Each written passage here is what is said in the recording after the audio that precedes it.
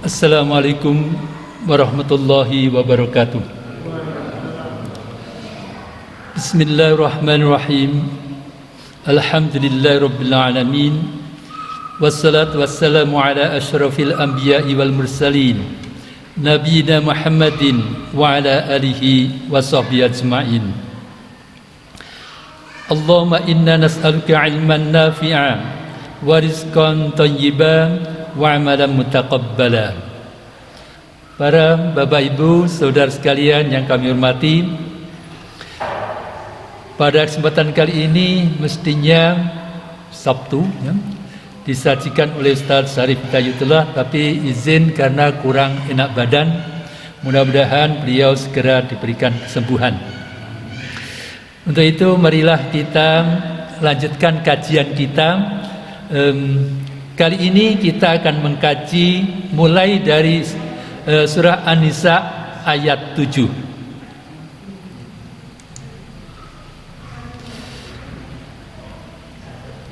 A'udzu billahi minasyaitonir rajim. Lirrijali nasibum mimma tarakal walidani wal aqrabun walin nisa'i nasibum mimma tarakal walidani wal aqrabun mimma qalla minhu aw kasur nasiban mafruḍa. Bagi laki-laki ada bagian dari harta peninggalan kedua orang tua dan kerabatnya, dan bagi perempuan ada hak bagian pula. Yang inti dari surah An-Nisa ayat 7 itu menegaskan bahwa ini masih merupakan pengantaran dari ilmu mawaris, ilmu faraid, menegaskan bahwa pewaris itu bukan hanya laki-laki sebagaimana tradisi yang sebelumnya. Alhamdulillah muncul itu. Ya. Jadi ini ilmu faraid atau syariat faraid yang ditetapkan dalam Al-Qur'an melalui Nabi Muhammad SAW itu merubah kebiasaan yang sudah terjadi pada waktu itu, di mana yang mewarisi itu hanya pihak laki-laki dan itu pun yang dewasa saja.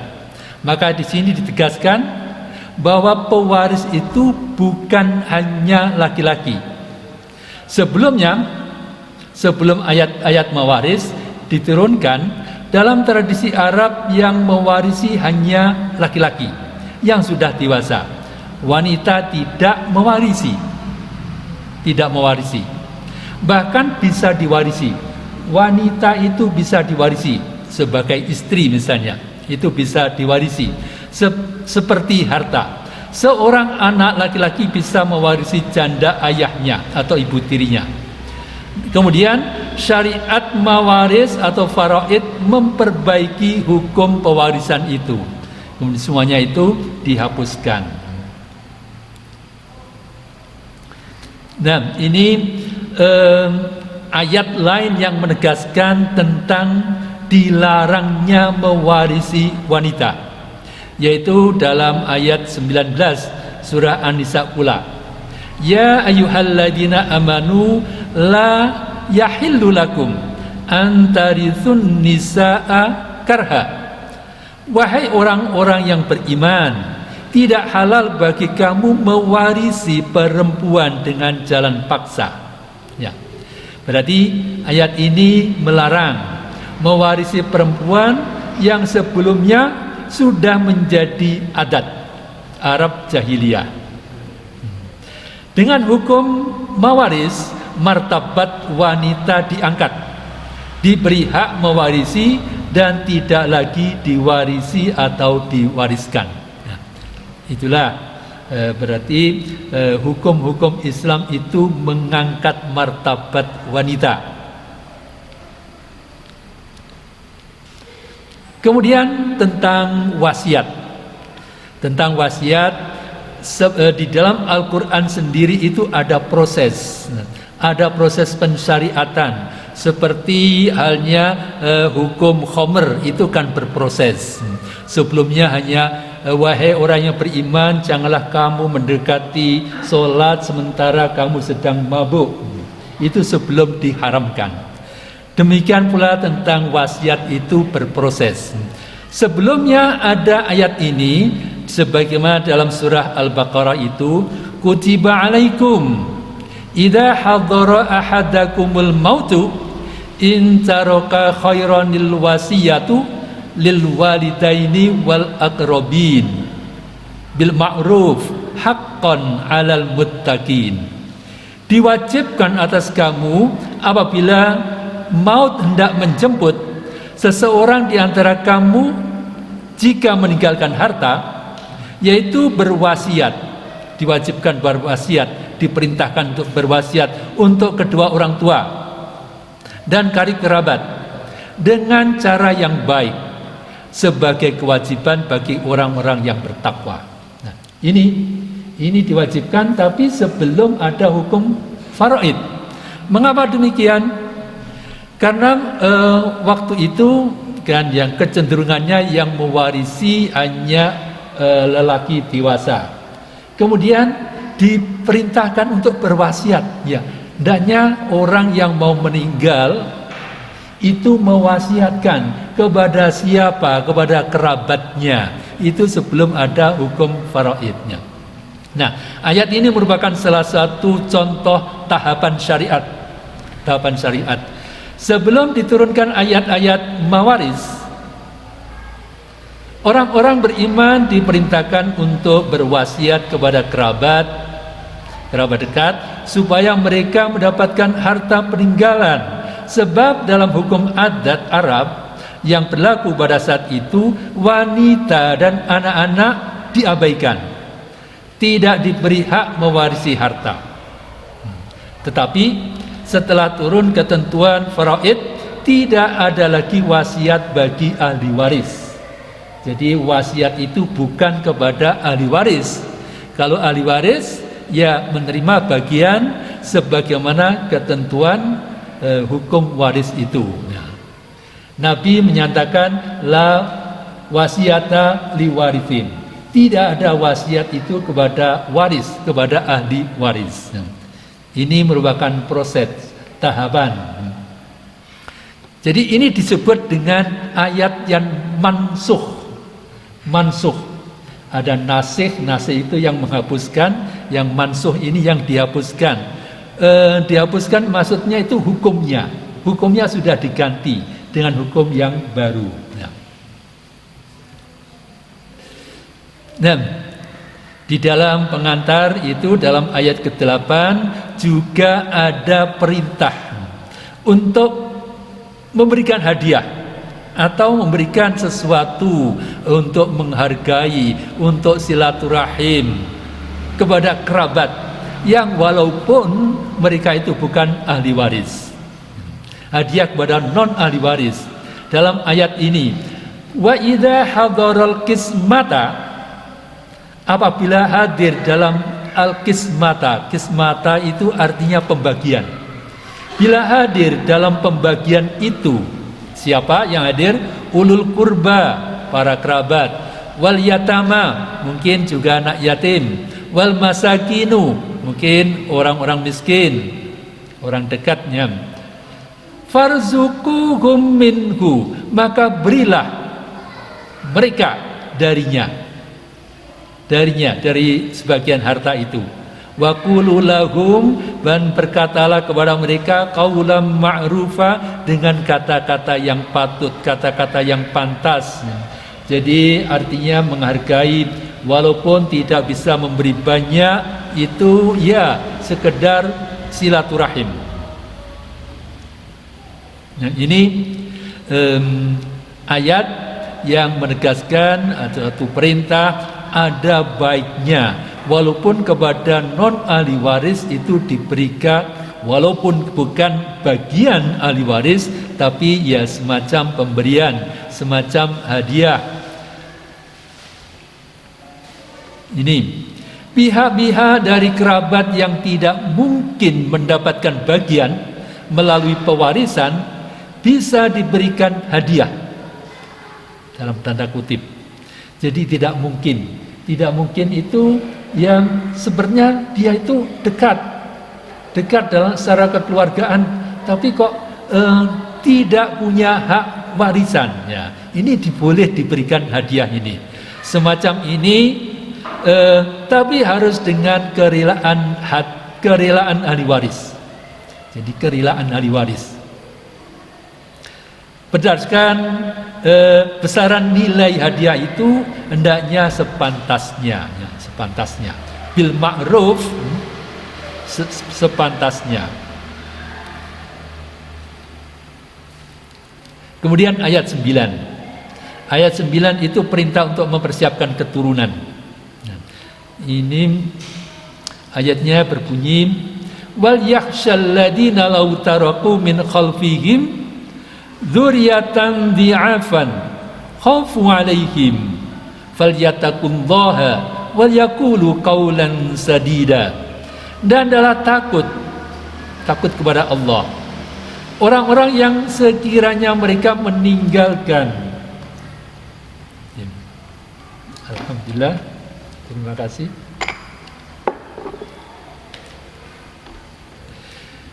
Meninggalkan keturunan yang lemah di belakang mereka, yang mereka itu khawatir terhadap kesejahteraannya. Oleh sebab itu, dalam mereka bertakwa kepada Allah, dan dalam mereka berbicara dengan tutur kata yang benar. Nah, ini penjelasannya. Orang tua hendaklah mempersiapkan keturunannya dengan mempersiapkan misalnya ilmu dan kecakapan hidupnya. Mempersiapkan ilmu, kecakapan hidup. Jadi seandainya pun itu tidak bisa meninggalkan harta peninggalan yang cukup untuk mereka, tapi mereka sudah memiliki kecakapan hidup, bisa bekerja secara mandiri misalnya itu. Memberikan pendidikan yang baik untuk kehidupannya, bukan hanya kepentingan di dunia, dan terutama adalah kehidupan di akhirat. Ilmu agama, pendidikan yang baik, akhlakul karimah. Dan tersirat pula atau terkandung maksud pula bahwa tidak berwasiat dan berhutang dengan berlebihan yang akan menjadi beban bagi ahli warisnya. Ya. Ini juga perlu diperhatikan. Selain mempersiapkan pendidikannya, ini terkait dengan harta itu. Kalau memang hartanya tidak banyak, tidak berwasiat kepada non ahli waris yang ya kalau memang tidak banyak, tidak usah. Kalau banyak pun ya jangan sampai merugikan ahli waris. Sehingga Nabi itu memberikan ketetapan paling banyak itu 1/3, dan dikatakan 1/3 itu pun sudah termasuk banyak. Kalau bisa wasiat itu kepada non ahli waris itu di bawah 1/3. Nah, ini terkandung maksud itu. Tidak berwasiat dan berhutang dengan berlebihan yang akan menjadi beban bagi ahli warisnya. Nah, ini terkandung maksud itu dari ayat ini. Selain mempersiapkan pendidikannya, juga terkait harta itu, ini jangan meninggalkan beban bagi mereka. Kalau bisa ya meninggalkan warisan, memberikan sesuatu bekal bagi mereka ya yang cukup. Itu kalau mungkin. Selain bekal ilmu, ya juga bekal modal misalnya. Yang ke-10 ini terkait dengan memakan harta anak yatim. Innal ladzina yakuluna amwalal yatama zulman innama yakuluna fi butunihim nara wa sayaslawna sa'ira. Innal ladzina, sesungguhnya orang-orang yang yakuluna memakan amwalal yatama, harta-harta anak yatim. Memakan harta-harta anak yatim itu misalnya saja, itu anak yatim itu mestinya punya hak, tapi mungkin belum diberikan, atau kadang-kadang sampai tidak diberikan. Ini yang perlu perlu hati-hati. Karena ada penegasan di dalam ayat ini, orang-orang yang memakan harta anak yatim secara zalim, itu secara tidak benar, berlebih-lebihan. Dikatakan ini, innama yakuluna fi butunihim naron. Sesungguhnya mereka itu hanya memakan di dalam perut mereka itu api. Jadi memakan harta anak yatim itu disamakan dalam ayat ini dengan memakan api. Memakan api.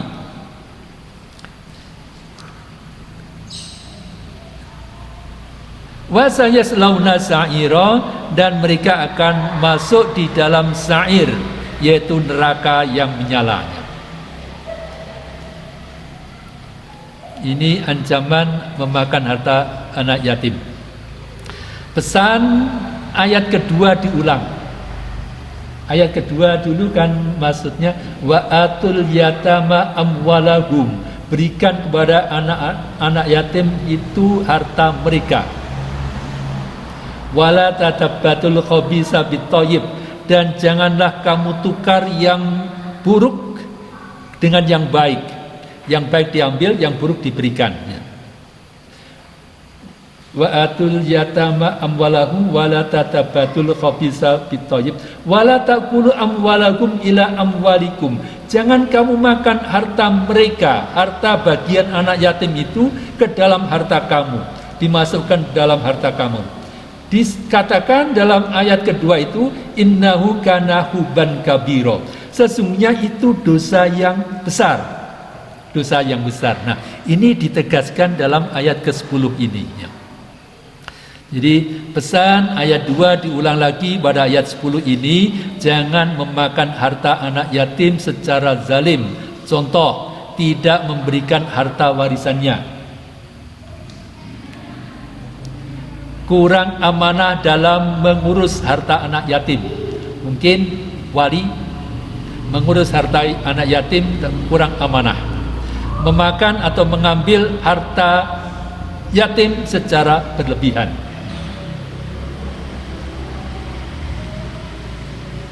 Dan ini ayat 11. Ayat 11 itu sudah masuk tentang pembagian itu sendiri. Yusikumullahu fi auladikum lidzakari mislu hadzil unsayain. Fa in kunna nisaan fawqa snataini falahunna thulutsa ma tarak wa in kanat wahidatan falahan nisfu. Allah mensyariatkan kepadamu tentang pembagian warisan untuk anak-anak kamu, yaitu bagian seorang anak laki-laki sama dengan bagian 2 orang anak perempuan. Dan jika anak itu semuanya perempuan yang jumlahnya lebih dari 2, maka bagian mereka 2/3 dari harta yang ditinggalkannya. Jika dia itu seorang saja, maka dia memperoleh setengah. Dia memperoleh setengahnya.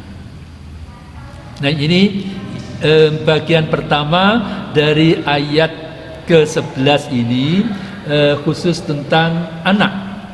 Khusus tentang anak. Ada 3 keadaan. 3 keadaan tentang anak itu. Yaitu yang pertama, apabila anak itu ada laki-laki, ada perempuan. Ada laki-laki, ada perempuan. Itu yang bagian pertama. Maka kalau seperti itu, mereka itu, anak-anak itu menerima asobah. Menerima asobah itu menerima semua harta atau menerima sisanya. Misalnya ada ahli waris yang lain, diberikan ahli waris lain, itu mungkin ibunya dari mayit atau istri, ya, misalnya itu. Kemudian sisanya itu untuk anak. Kalau tidak ada itu, ya semuanya untuk anak itu, dengan ketentuan 2:1. Laki-laki dihitung 2 kepala, perempuan dihitung 1 kepala. Kemudian yang kedua, bagian yang kedua, keadaan yang kedua, yaitu jika anak itu semuanya perempuan, maka bagiannya adalah 2/3. 2/3 dibagi di antara mereka sama rata. 3 orang, 4 orang dan seterusnya, 2/3 itu dibagi. 2/3. Sementara kita mengatakan bagiannya aja. Nanti tentang cara membaginya itu ada tersendiri, yakni kalau lebih, ya lebihnya itu dibagi secara proporsional. Kalau kurang, ya kekurangannya dibagi secara proporsional. Dan keadaan yang ketiga, yaitu jika seorang saja, seorang wanita, seorang anak wanita, maka bagiannya adalah setengah.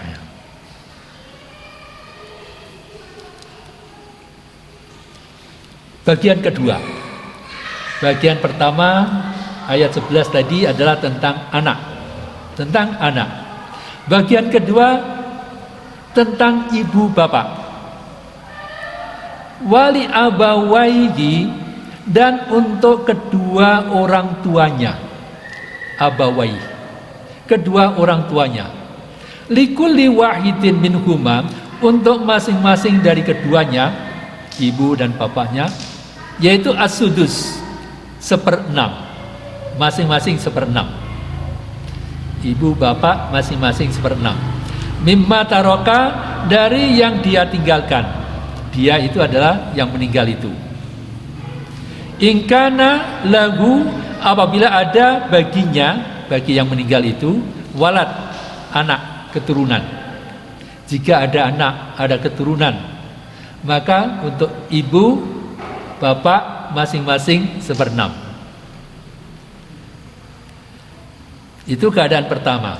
Keadaan kedua, fa ilam yakun lahu waladun, bila tidak ada baginya, bagi yang meninggal itu anak, keturunan, wa warisahu abawahu, kedua orang tuanya mewarisi ibu dan bapak, fali ummihis sulus, maka untuk ibunya 1/3.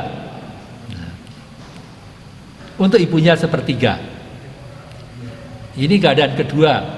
Keadaan kedua, kalau ada keturunan, maka untuk ibunya kalau tidak ada keturunan, jadi yang meninggal itu ya mungkin belum menikah atau memang tidak punya anak, maka untuk ibunya itu 1/3. Untuk ibunya 1/3. Ini yang disebutkan hanya ibu. Untuk ayah tidak disebutkan. Tapi itu maksudnya adalah sisanya. Fa in kana lahu ikhwatun. Nah, ini keadaan yang ketiga. Apabila ada baginya itu saudara-saudara. Jadi yang meninggal punya saudara, fali ummihi as-sudus, maka untuk ibunya 1/6. Untuk ibunya 1/6. Kembali 1/6 lagi. Jadi di sini ada 3 keadaan. Pertama tadi untuk ibu bapaknya masing-masing itu 1/6, karena ada keturunan, ada anak. Yang kedua, untuk ibunya 1/3, karena tidak ada anak, bapaknya tidak sebutkan. Yang ketiga, jika punya saudara, ada saudara-saudara, maka di sini tidak dikatakan apakah saudara itu mewarisi ataupun tidak. Pokoknya yang meninggal itu punya saudara gitu saja, punya saudara yang jumlahnya 2 atau lebih, itu mengubah hak ibu itu dari 1/3 menjadi 1/6, Ya. Ini fa in kana lahu ikhwatun, apabila ada baginya itu saudara-saudara. Ikhwatun itu bentuk jamak, artinya punya saudara yang lebih dari 1. Apabila ada baginya itu saudara-saudara, fali ummihi asudus, maka untuk ibunya itu 1/6. Nah, itu 3 keadaan itu tentang orang tua. Mim ba'di wasiatin, sesudah wasiat, yusi biha, yang dia wasiatkannya. Jadi sesudah yang meninggal itu, seandainya punya wasiat, dipenuhi, ditunaikan wasiatnya, audainin, atau hutangnya, atau dibayarkan hutangnya. Nah, kemudian ini ditutup. Tadi kan yang bagian pertama bicara tentang anak, bagian kedua bicara tentang orang tua.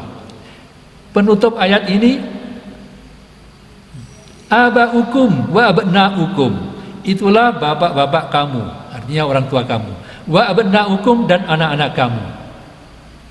La tadruna ayyuhum aqrabu lakum naf'a, kamu tidak mengetahui, la tadruna, kamu tidak mengetahui, ayyuhum, mana di antara mereka, anak-anak atau orang tua, aqrabu, yang lebih dekat, lakum, bagi kamu, naf'a, kemanfaatannya. Jadi kamu tidak usah memikir mana yang lebih dekat itu, mana yang lebih pantas untuk mendapatkan lebih banyak. Tetapi ditutup ini, faridatan minallah, itu ketetapan dari Allah. Dan innallah, sesungguhnya Allah itu kana aliman, maha mengetahui. Allah mengetahui, hakiman, dan maha bijaksana. Allah sudah maha bijaksana, yang terkandung makna hendaknya kita mengikuti ketetapan Allah itu. Yang itu ayat ke-11 itu bicara tentang bagian-bagian, yaitu khusus untuk anak dan ibu bapak. Untuk anak dan ibu bapak. Kemudian ayat yang berikutnya, ayat berikutnya itu merupakan ini janji surga. Janji surga. Tilka hududullah. Nah, ini sementara tadi kan 11, itu 12 itu juga bicara tentang pembagian, tapi sementara kita lewati dulu. Di 12 itu tentang istri dan suami dan saudara-saudara, saudara seibu. Nah, setelah membicarakan itu, di ayat ke-13 itu disampaikan janji surga seperti ini. Tilka hududullah, itu ketetapan-ketetapan itu, hududullah adalah ketetapan-ketetapan Allah. Wa may yuti'illah, dan barang siapa yang mentaati Allah, mentaati ketetapannya, wa rasulahu, dan rasulnya, yudkhilhu, Allah akan memasukkan dia, jannatin, dalam surga, dalam surga-surga, tajri min tahtiha, yang mengalir di bawahnya, al-anhar, sungai-sungai, khalidina, mereka itu kekal, fiha, di dalamnya.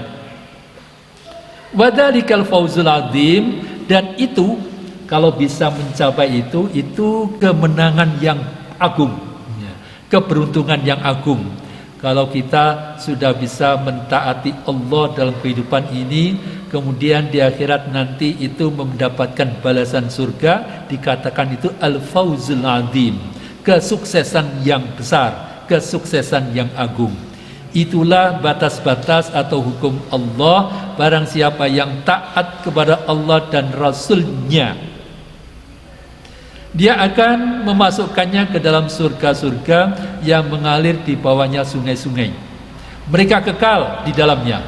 Dan itulah kemenangan yang agung, kemenangan yang agung.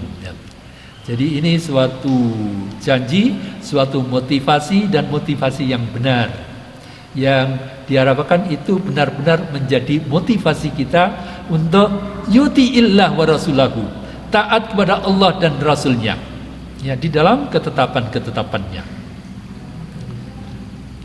Nah, Di dalam Al-Quran itu selalu berimbang. Kalau ada janji, kemudian ada ancaman. Itu berimbang. Apakah itu ancamannya dulu, baru janji, atau sebaliknya? Ini dalam ayat berikutnya. Wa may ya'sillah, dan barang siapa yang mendurhakai Allah.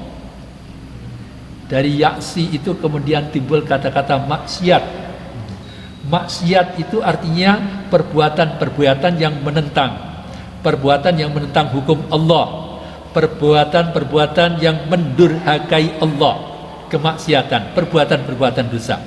Wa may ya'sillah, dan barang siapa yang mendurhakai Allah wa rasulahu, dan rasulnya, artinya tidak mentaati ketetapan hukumnya, wa yata'adda, dan melanggar hududahu, batas-batas hukumnya, yudkhilhu naron, Allah akan memasukkan dia ke dalam neraka, khalidan, secara kekal, fiha, di dalamnya, walahu, dan baginya adzabun muhin, suatu siksa yang menghinakan. Barang siapa yang mendurhakai Allah dan Rasulnya dan melanggar batas-batas hukumnya, niscaya Allah memasukkan ke dalam api neraka, dan dia kekal di dalamnya, dia akan mendapat azab yang menghinakan. Jadi setelah disampaikan hukum-hukum Allah, di situ yang terkait dengan hukum mawaris itu diberikan ini dua keterangan, dua janji, satu janji dan satu ancaman.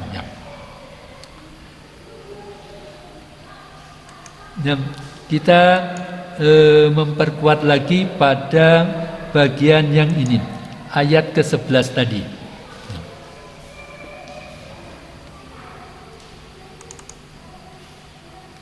Ayat ke-11 tadi adalah berbicara tentang pembagian kepada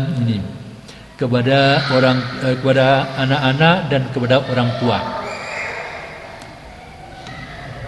Yusikumullahu fi auladikum lidzakari mislu hadzil unsayain. Yusikum, memberikan wasiat. Siapa? Allah. Kalau Allah memberikan wasiat itu maksudnya adalah menetapkan, memberikan kewajiban, menetapkan syariat. Allah menetapkan syariat fi auladikum, tentang anak-anak kamu. Tentang anak-anak kamu, maksudnya di sini adalah tentang pembagian harta waris bagi anak-anak kamu, yaitu ketetapannya yang pertama ini, lidzakari, bagi anak laki-laki, mislu, itu sepadan sama hadzil unsayain, bagian dua anak perempuan. Nah, ini bagian pertama ini, bagian yang itu yaitu kalau ada laki-laki maka mereka menerima bagian itu secara asobah.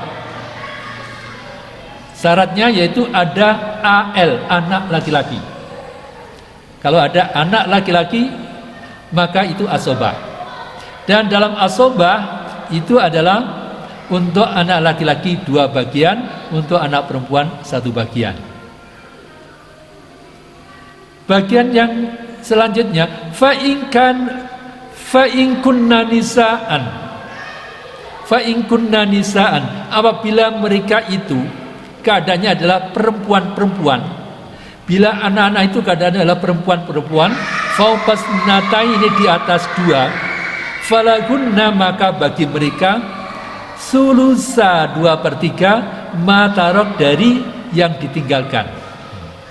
Jadi ini ketentuan bagian 2/3, syaratnya itu ada 2 AP, 2 anak perempuan atau lebih.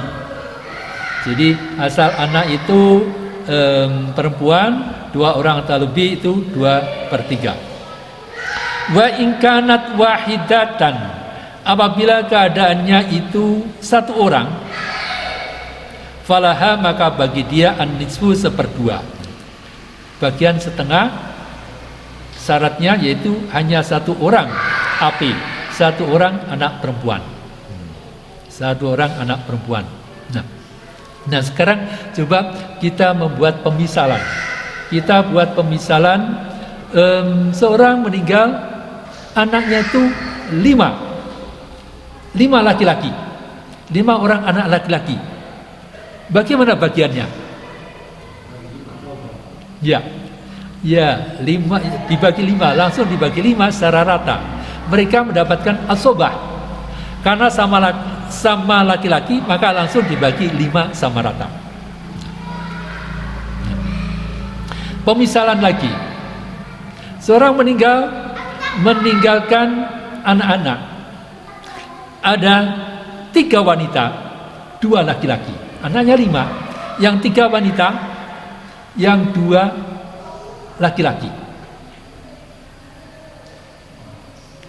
Ya, ini cara membaginya bagaimana? 3 wanita, 2 laki-laki. 3 wanita, 2 laki-laki. Nah,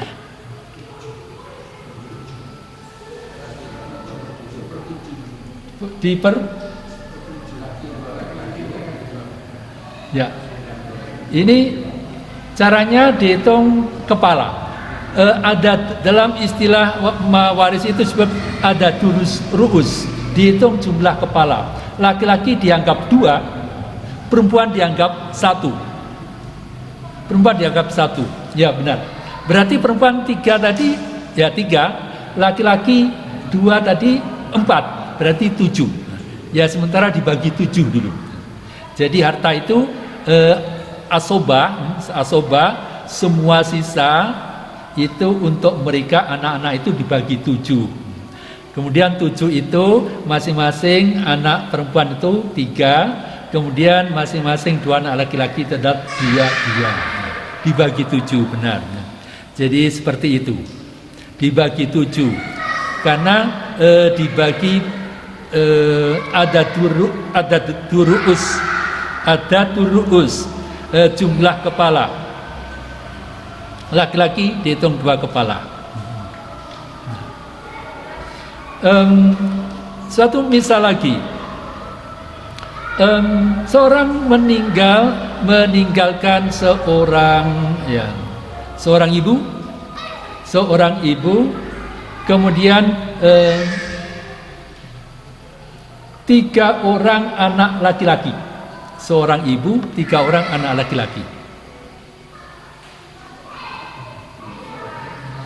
Meninggalkan seorang ibu dan 3 orang anak laki-laki.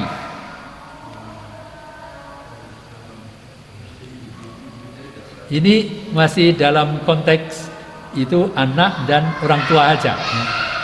Meninggalkan 1 orang ibu dan 3 orang anak laki-laki. Nah, ini adalah kita ambil dulu yang mendapatkan bagian tertentu itu siapa? Ibu.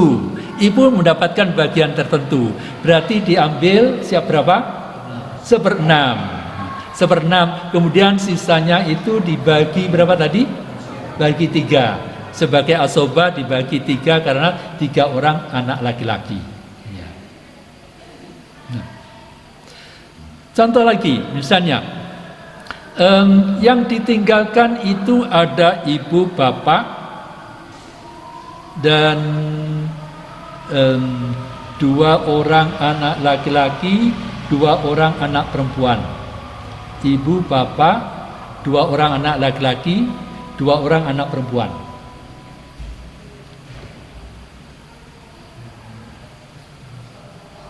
Ibu, bapak, 2 orang anak laki-laki, 2 orang anak perempuan. Ibu, bapak, 2 orang anak laki-laki, 2 orang anak perempuan.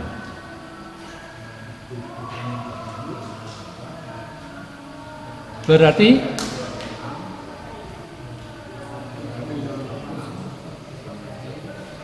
ibu 1/6, bapak 1/6, Sisanya sebagai asobah dibagi, saya tadi menyebutkan dua anak laki-laki. Saya lupa yang saya sebutkan.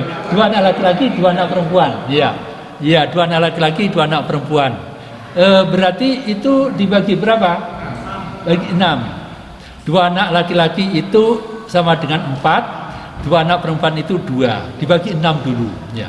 Jadi sisanya itu setelah diambil 1/6, sisanya dibagi 6. Dibagi 6. 1 bagian untuk anak perempuan, 1 bagian untuk anak perempuan, untuk anak laki-laki masing-masing 2 bagian. Semacam itu. Seandainya yang ditinggalkan itu adalah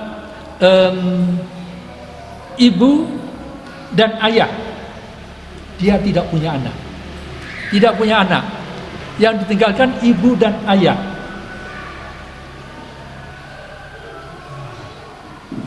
Yang ditinggalkan ibu dan ayah. Tidak ada ahli waris lain. Tidak ada ahli waris lain. Yang meninggal belum punya anak. Hanya meninggalkan ibu dan ayah sebagai ahli waris.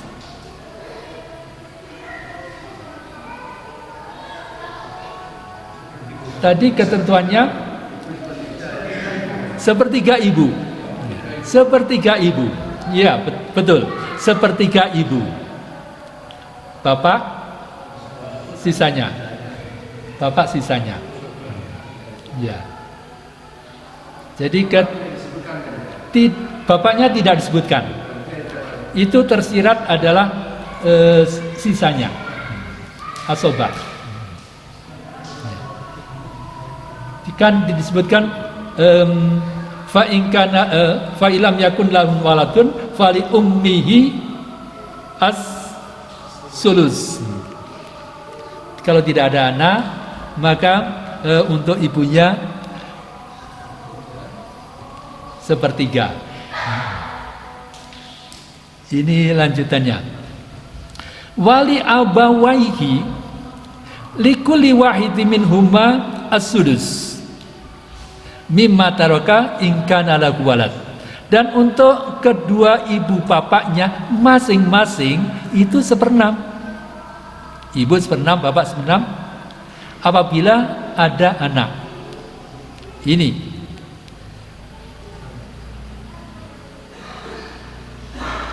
ibu itu 1/6. Syaratnya apabila ada furuk. Furuk itu keturunan, anak ataupun cucu yang berhak. Dan ibu juga 1/6 apabila ada saudara. Ini kita baca lanjutnya. Fa ilam yakun lahu waladun wa warithahu abawahu fali ummihi as-sulus. Apabila tidak ada baginya itu anak, tidak ada baginya anak, tidak ada bagi yang meninggal itu anak, wa warithahu abawahu, dan kedua ibu bapaknya mewarisi. Jadi yang mewarisi adalah ibu bapak. Fali ummihi as-sulus, untuk ibunya 1/3. Hanya disebutkan untuk ibunya 1/3, bapak tidak disebutkan. Jadi itu tersirat adalah untuk bapaknya adalah sisanya. Fa in kana lahu ikhwatun, kalau ada saudara, fali ummihi as-sudus, untuk ibunya 1/6. Min ba'di wasiyatin yusibiha audain. Jadi ini ibu 1/6, syaratnya ada furu, ada keturunan. Juga 1/6 apabila ada saudara 2 orang atau lebih. Dan 1/3 apabila furuknya tidak ada anak. Ayah 1/6 ada furuk laki-laki. Ada furuk laki-laki. 1/6 tambah sisa ada furuk hanya perempuan. Jadi kalau anaknya perempuan, maka bapak mendapatkan 1/6 ditambah sisa. Dia mendapatkan asobah bila tidak ada furuk sama sekali. Jadi tadi contoh tadi, apabila yang mewarisi ahli warisnya hanya ibu dan bapak saja, maka ibu sepertiga, bapaknya sisanya asobah, bapaknya asobah. Ya sementara itu, jadi ini jadi ternyata setelah kita membaca satu ayat tentang ketentuan itu, ya perlu kita kembangkan dengan tanya jawab dengan contoh-contoh sehingga lebih memahami. Saya kira itu waktu Isya sudah masuk, mudah-mudahan bermanfaat bagi kita sekalian. Kita tutup dengan kafaratul majlis. Subhanakallahumma bihamdika asyhadu an la ilaha illa anta astaghfiruka wa atubu ilaik. Assalamualaikum warahmatullahi wabarakatuh.